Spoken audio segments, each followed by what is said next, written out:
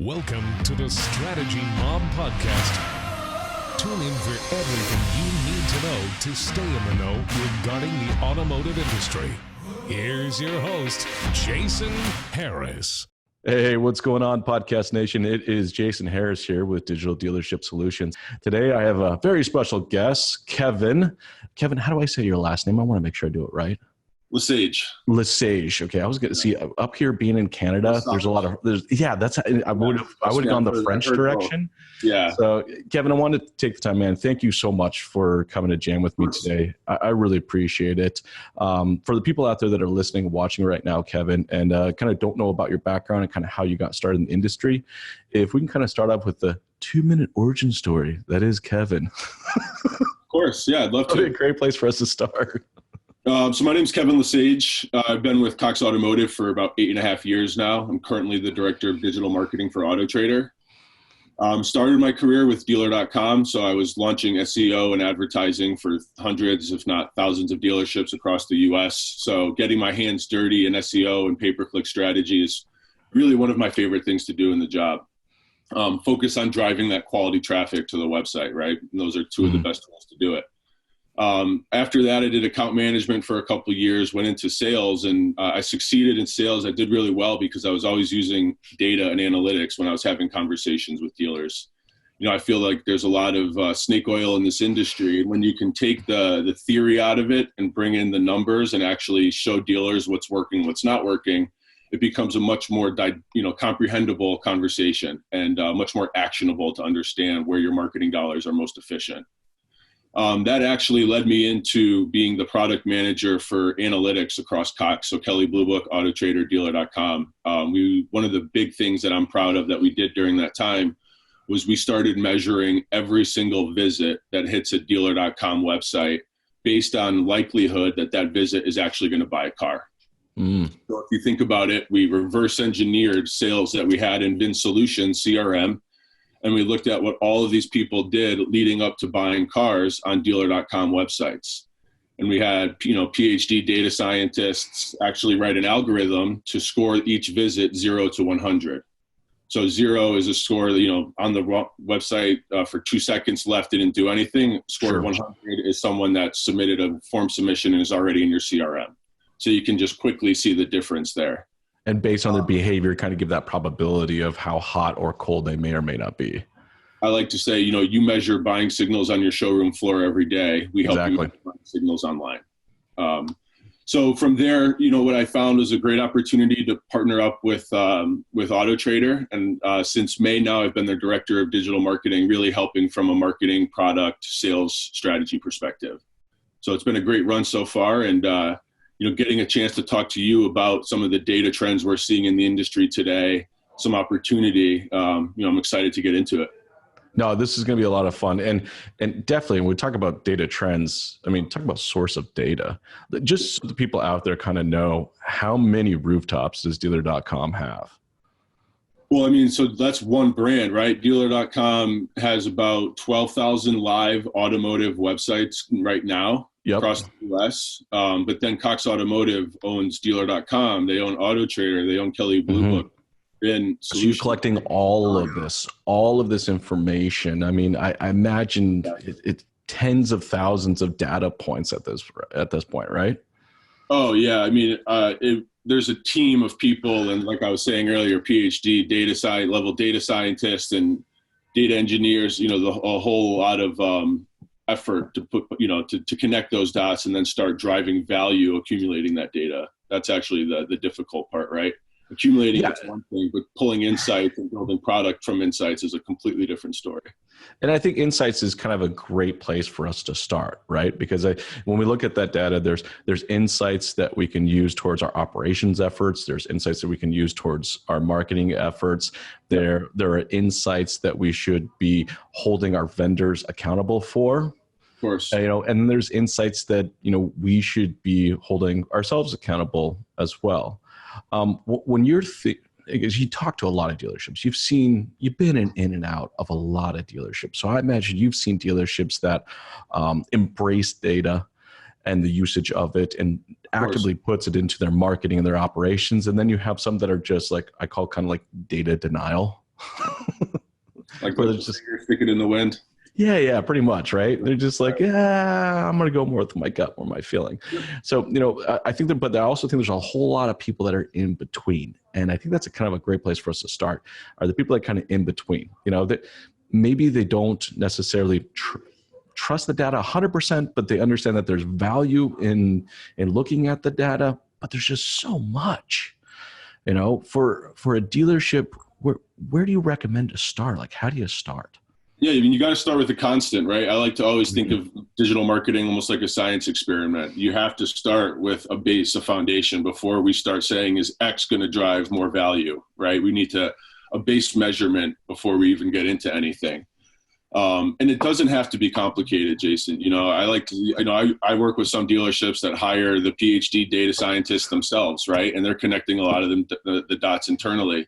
But what I like to tell dealers is the simplest way I can break down digital marketing is the quality in to the website and the conversion of that traffic. So quality in, conversion out. And if you do those two things well, which are easy to measure, you can drive a very profitable digital strategy. And focus on the foundations. There is no secret sauce to digital marketing where you're going to see sales increase 200% in a week or anything like that. I think that's a really important point, right? Like, there's not a secret sauce. There is no magic diet pill. Like, this is not, we don't have the go button where we just kind of go or hit the easy button. We just kind of hit it and it's like everything just kind of happens, right? Like, this does take time. It is a commitment and a routine. So speaking of that, kind of that commitment and that routine is, where would you people tell people to start? I like the quality. So it's like, let's start looking at that. How do they determine their current efforts are, let's say, of quality? Yeah. So if I'm a dealership today, your average dealership, I really have a couple options. I can, one, completely trust and use the vendor performance data that they're sending to me. And hopefully your vendors are at least sending you some performance data. But keep in mind, if you're getting custom analytics, each KPI has to be defined, right? So how long is a visit? Things like just little simple things like that. So what I would say is, if you have no resources at your fingertips today, use the free ones available, right? Like Dealer.com, AutoTrader, we invest in a lot of money in proprietary analytic platforms to make it very easy for dealers. It's an automotive specific based report that makes it very easy for you to quickly understand at a very good level what's working, what's not working. Once you have that data coming in, what I would say is, okay, now let's protect ourselves and build out our own custom analytics dashboard through Google, right? That's something that if I change my website provider, my PPC provider, whatever happens in my digital strategy, that can't be taken away from me. I can move my GA tag to whatever website I want, and I can still accumulate that data internally. And I think dealerships just doing that, finding someone at the dealership that's interested in learning more. There's free resources out there with Google. Put the GA code on your website and start playing with the tool, right? That's how most people learn, is actually getting their hands dirty and start messing around in there. Ask questions. And in this industry, there are a lot of people willing to sit down and help you, right? You have consultants, you have vendors that'll come in. And we're all at this point, I would say, data savvy to an extent, right? Yes. So there's a lot to learn. I think we all believe the data. We trust it that it's there. It's just I feel that for a good chunk of the dealers that I end up consulting with, it's like they don't want to take the time. It's a time thing, to educate themselves on what is a source report. I just don't agree with that. If you're spending hundreds of thousands, millions of dollars, and you don't have time, I know. I could never see myself in those shoes approaching my return on investment conversation that way. Well, it's like they want to check off like the proverbial box that they had done their marketing, and then that's it. It's like, well, you know what? I cut my check. All right, my vendor's doing it too. They're just doing it. Well, I see a lot too, which is great. It's step one is I got GA, right? I got Google Analytics Live, the tags on the site. I now have my holy grail of data. But the fact is, Google Analytics is the same analytics tool a Chinese restaurant uses as your dealership, right? It's Exactly. not custom until you custom your goals and your conversions and you build out the report specific to your needs and your business. So what worries me a lot is I see Google Analytics reports that have never been customized. There's no goals, and they're really just measuring, session duration, visitors, things like that. And that has no quality KPIs to it. I can argue session duration and, time on site or bounce rate are KPIs that aren't as relevant as they used to be when it comes to efficient marketing. And those are stock KPIs you get with Google Analytics. So it's more than just putting the website on or the tag on your website and getting the report. Now you have to customize it, build your goals, identify what a VDP page is, a VLP, a form submission. Once you've done that, then I say you now have a good internal data strategy that you can manage, and now use it as checks and balances with some of your other vendor reports. I'm a big believer in vendor reports, and I think there's a lot of value to it and building out something easy for dealers. So you don't have to go into Google Analytics and customize that, because there is some time effort there. But Jason, once it's built, the data's flowing in and there's not much else you have to do. So let's talk about building it, because I think that's key. I think a lot of people go, well, I get asked the question a lot, it's okay, well, Jay, how do I build it? Right. Well, I'm like, there's this really cool, free resource out there. It's called Google. You just go in there and you ask a question of how to set a goal and objective or install a GA code. And surprisingly, you're going to find a million responses on how you can actually do that. So it's first thing, it's just making the commitment to putting the time in. And then the second thing is, I think for a dealership is really defining out what their goals and objectives are. Because I am always surprised when I sit down with a dealership and a vendor to find out that the vendor's goal and objectives for their marketing efforts is not necessarily what the dealership's goal and objectives are. It's like the dealership don't get paid on impressions. Yeah, exactly. Right. It's like they have a goal and objective. The vendor's got a goal objective of this, and this, but then the dealership wants this, and this, and they're not, I don't know, they just don't seem to be connecting with each other. So to your point, I think it's incredibly important that the dealership, all right, does set what their actual goals and objectives are. I mean, if I'm going to go spend, $10,000 this month on a Nissan Rogue campaign, which, let's say I'll use the Rogue. I'm going to pick on the Rogue a little bit because it's old. And, as far as its segment space, it's getting a little long in the tooth, right? So it's like, okay, fine. I understand that. So I'm going to put some competitive creative out there to really try to highlight the benefits of it, maybe over some of its competition. But I need to know what my ultimate goal and objective is. Do I just want to get eyeballs? Do I want people to take an action? It's funny. I always say it's obvious when I'm talking to dealers, no one really wants eyeballs, right? They want the low-hanging people that are in market that are going to buy now. Of course. Yeah. Of course. So no, I totally understand. And that's one of the beauties to Google Analytics is every dealer is going to want to measure their website a little differently. And they're going to be more focused on this KPI than that KPI. And that is where Google Analytics value really steps in, because a vendor's analytics platform is something that scales for everyone, right? Like dealer.com analytics is going to be the same analytics dashboard every dealership gets. Obviously the data is different, and you can customize the reports a certain way, but the way we define things, the way we measure certain things is going to be the same across everything. So as a dealership in Google Analytics, you can build out whatever you really want. Well, look, at the sales floor, we do this. We do a really good job of this, right? We define clearly what our goals and objectives are, all right? We will reverse engineer those goals and objectives. I want to sell 120 Nissan Rogues this month, all right? My closing ratio is a little over 33%, all right? I need to get 320 people through the door, actually a little bit more than that, because my test drive ratio is right around 75 to 85, which correlates to my closing ratio. So really I need to get about 400 some odd people to come to the doors. It's like we do that. We reverse engineer our sales goals, and then come to our website. We'll just kind of let it do its thing, I guess. Yeah, it's actually my favorite analogy that I love sharing with dealers around quality measurement. Is if I'm a sales rep at your dealership and it's Saturday morning and there's 2 visitors on our lot, right? And I look out the window and one visitor is sitting in the driver's seat of the car. They're playing with radio dials. They're moving the seat so it fits them just right. Then you look at the other side of the lot and you have the other shopper quickly scanning the aisle, walking on and talking on their phone. Every single sales rep is conditioned to approach the person showing more buying signals, right? 100%. Because we want to spend our time with the best opportunities. So when you think about it online and how do dealerships define quality, when I ask dealers, how do you define quality online? I get all these random answers, right? Yep. But the reality is this is something they're doing every single day on their showroom. And when you can help transition that quality identifying to online and make it easy for dealers to understand that their time is best spent with the opportunities that are showing these engagements and doing these things online, it becomes obviously much more efficient for the dealer and their marketing budget goes farther. Well, and I also find that we'll actually take the time to focus on what's going on online.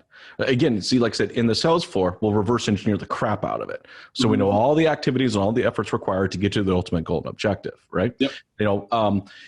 Your goal and objective to increase the amount of people that are coming in on your Rogue, or maybe the amount of scheduled test drives. Man, that's a clear one. That's a good one, right? It's not just marketing. It's like the path from marketing to website to in dealership, these have to be all kind of correlated and connected with each other.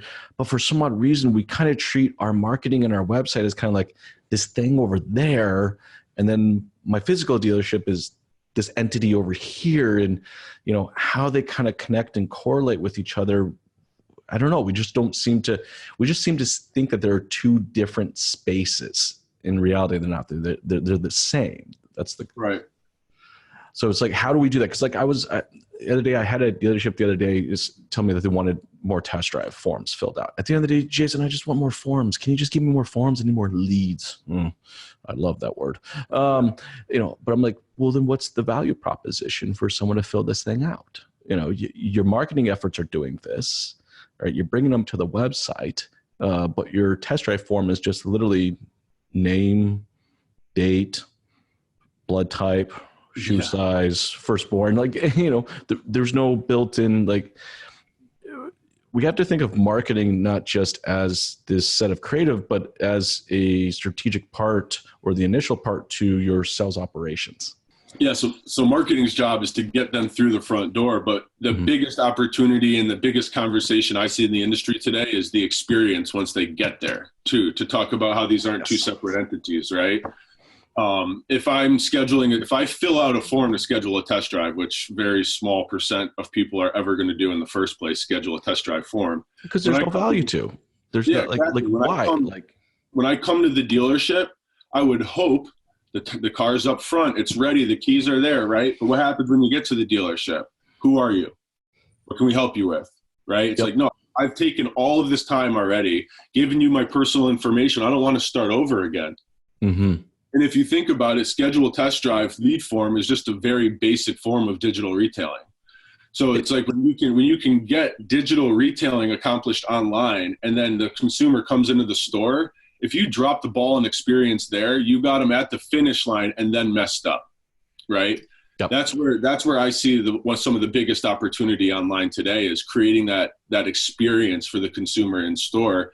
And that's where I would use my call to action, right? Not schedule a test drive, but some value add to why they would want to do business with me, right? I love the fact that you said that because you review a lot of dealerships' marketing efforts, and the amount of single image display ads and text ads that are focusing on one thing and one thing only of just price and payment.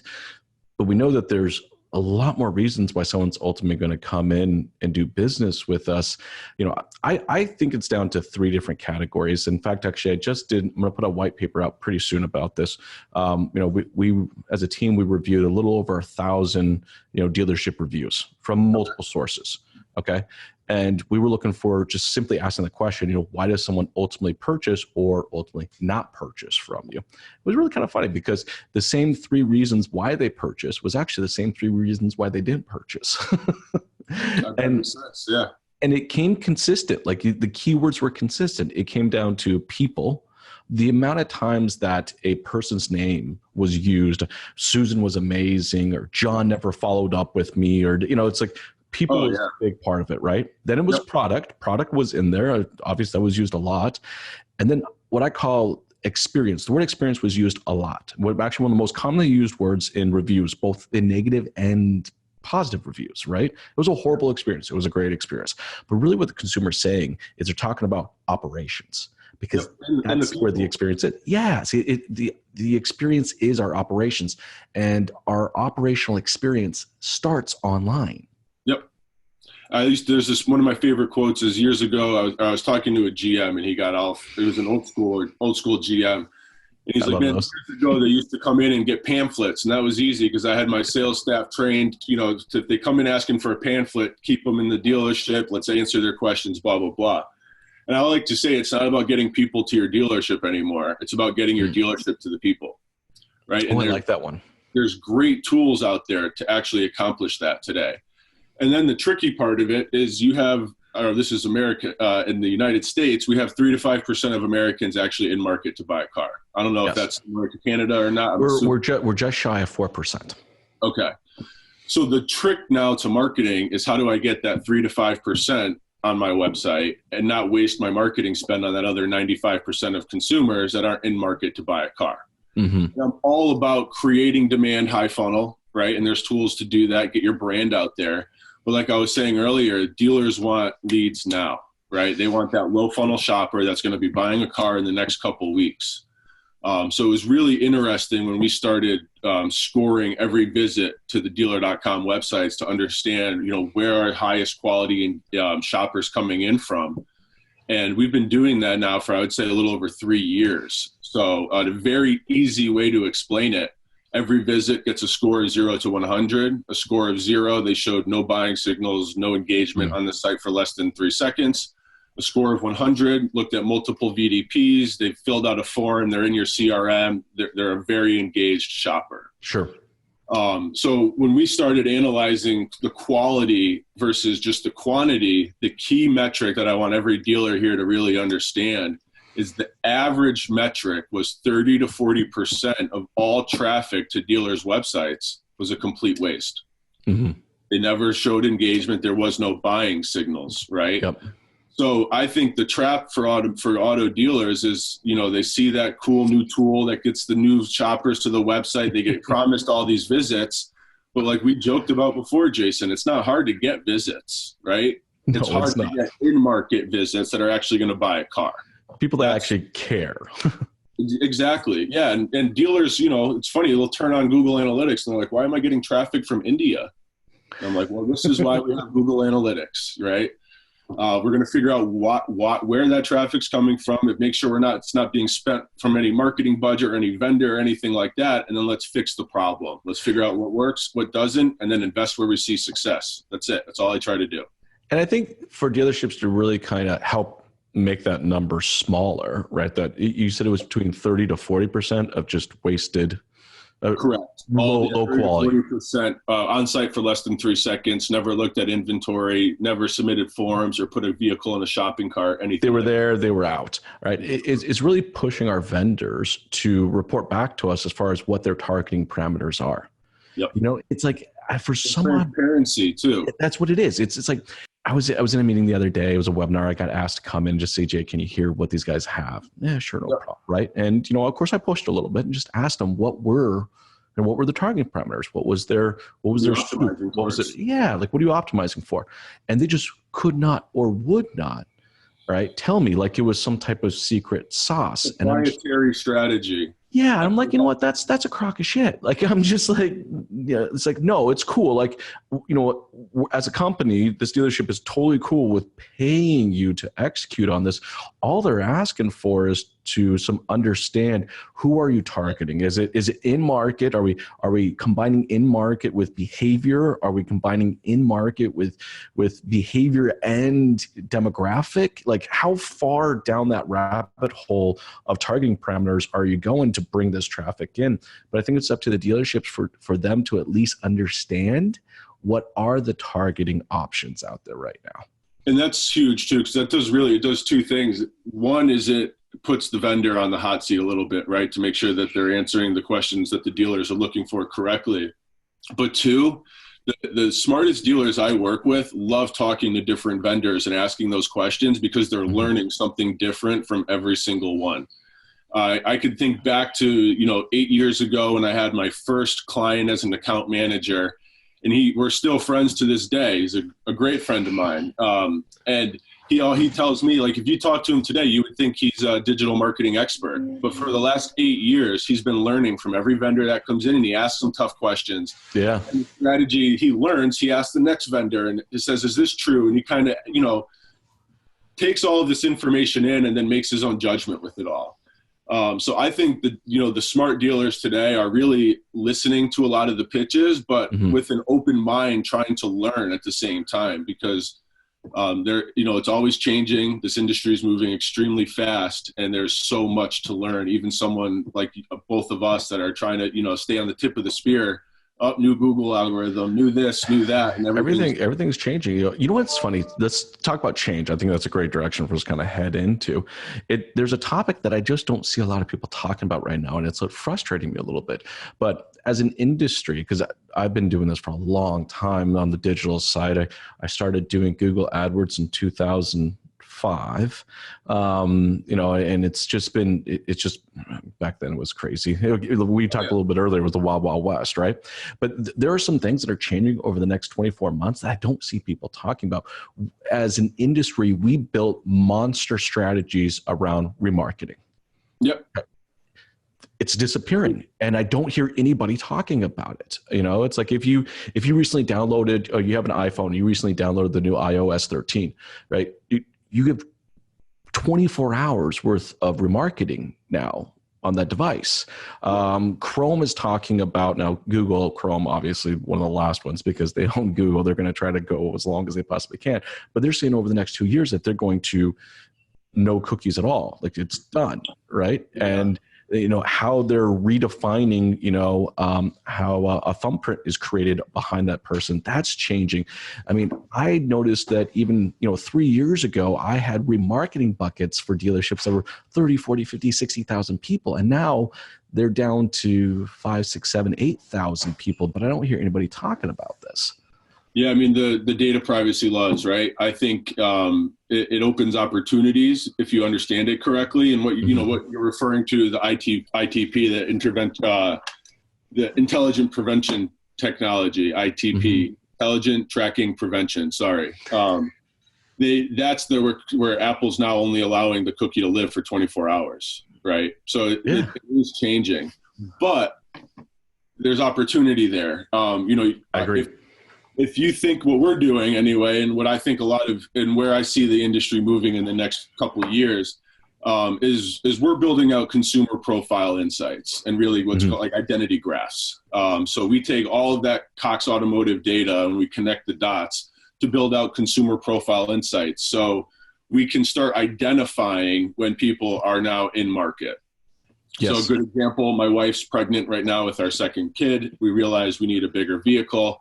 We're looking at KBB trade evals. We're looking at getting a used Subaru in Vermont, right?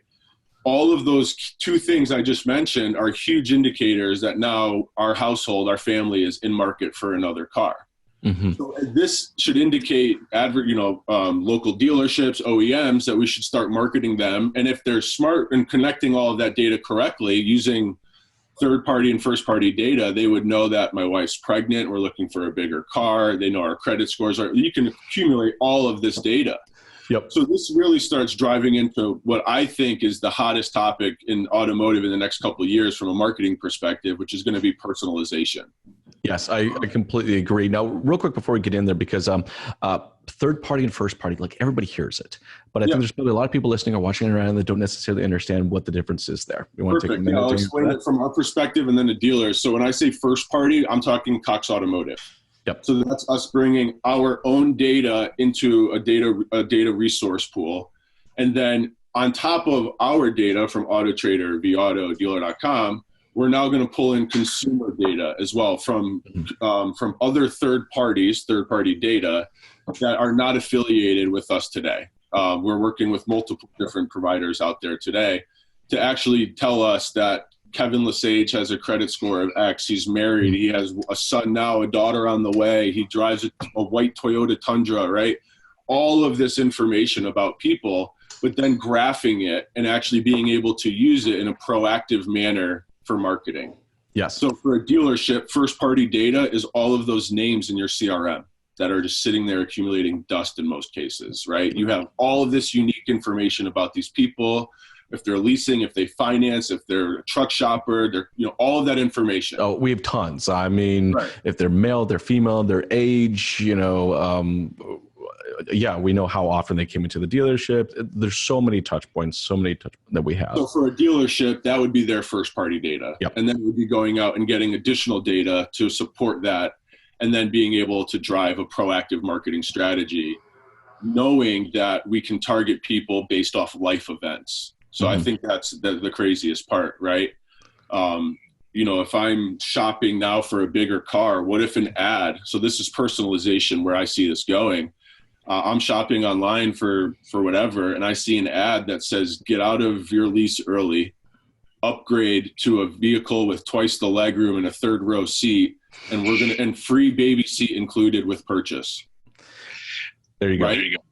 There's that incentive you were talking about when we were talking about schedule a test drive, right? Now, all of a sudden, you've got my attention. It's relevant to me. And I'd be like a fly in a black light clicking that ad.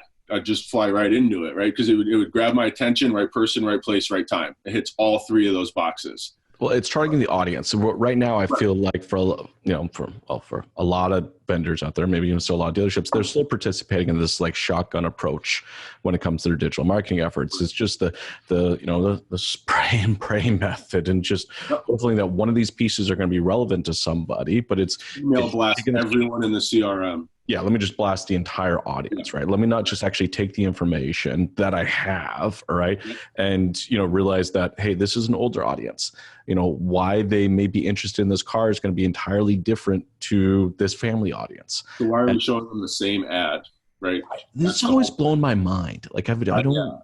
I think, and this is more than just automotive marketing, but I'm looking forward to a world where I watch TV and go online, and I only see dog food ads because I have dog food. I don't see cat food, right? And when I see ads that are relevant to me, the brand that I buy a lot of my shirts from know this, and they advertise to me with % discounts off for Christmas or Valentine's Day, whatever it is, right?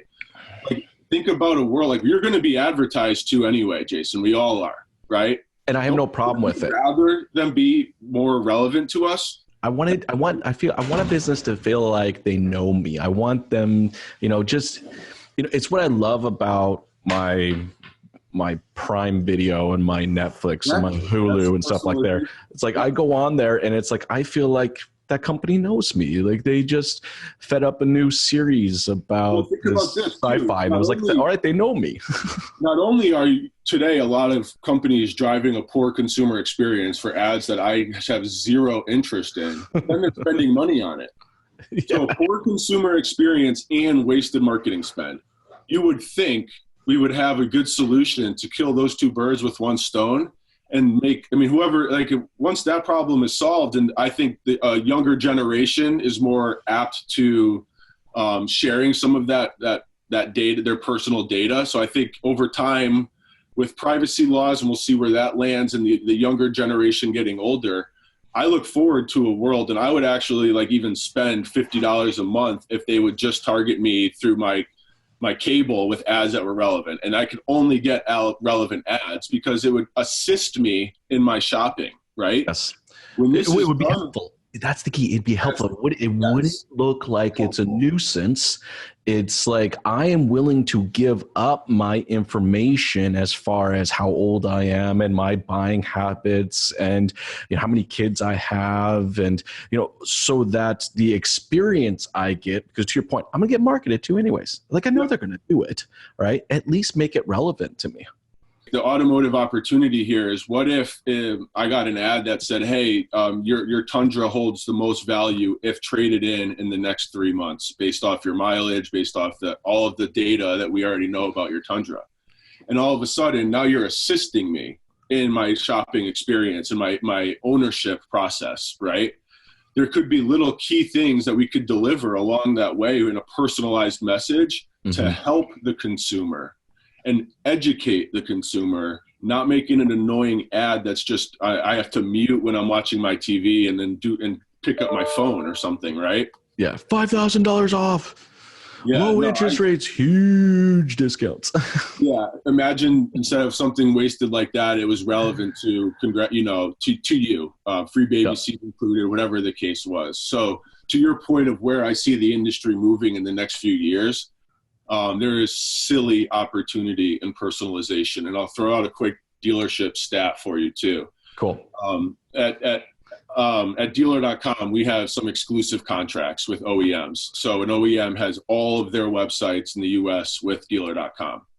So it's a really good tool for me to go in and from a data perspective and look at how this entire OEM is performing, and I can drill down to what I'm looking for. So this OEM found a lot of value in personalization, and they actually bought it at the tier 1 level on dealer.com and then implemented it across all tier 3 sites. So now when users were going to a dealer.com site, they would get a customized experience on the website based off of the shopping behavior data we were accumulating from AutoTrader and Kelley Blue Book. That's cool. A quick example, I'm on AutoTrader looking at the white Toyota Tundra Pro model because I want to upgrade to the Pro. Then I go to my local Toyota Tier 3 dealership, and right on the homepage slideshow is a white Toyota Tundra Pro model, and it's relevant to me, right? No, obviously, we see click-through rates skyrocket on those slideshows when we have relevant ads to the consumer. That's key, relevancy. It's what's key. It's every business's foundation. Google, any search foundation is all off of relevancy today. We at AutoTrader, we wrote our relevancy algorithm over the last year to focus on relevancy as our number one priority. To your point, it's the most important thing for anyone searching anything. So I looked at this dealership from like a 7-month date range, and I looked at how personalization on their tier 3 websites was actually impacted. We saw a 25% increase in engagement from personalized visits versus non-personalized visits. So it literally just goes to show that if you can customize the message, the ad, whatever it is, that make it relevant to the consumer, you are going to see higher click-through rates. You're going to see higher engagements because consumers are going to click those ads. They're going to engage more. They're going to show more buying signals, right? So even at a very base level, just saying they looked at these vehicles on KBB AutoTrader, now let's do a slideshow of XYZ to connect those dots.